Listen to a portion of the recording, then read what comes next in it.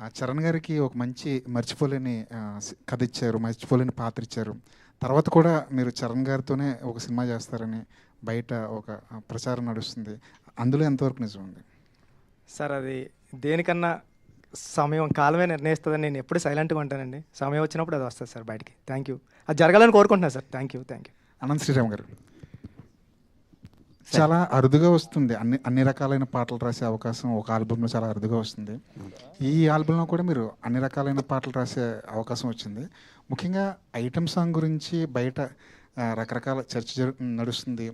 Item పాటగా స్వీకరించిన వాళ్ళు దాన్ని ఎంజాయ్ చేస్తుంటే, ఇంకొంతమంది సాహిత్యం ఏంటి ఇలా ఉంది అని చెప్పి కొంత విమర్శ అయితే కనిపిస్తుంది సోషల్ మీడియాలో. దాని మీద మీ అభిప్రాయం ఏంటి? ఒకటి నేను అనుకునేది,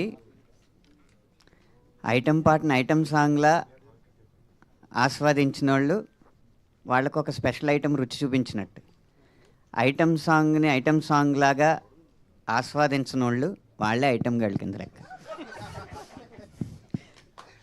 ఇక ఆరోపణ అనేది నిర్దిష్టంగా ఉండాలి.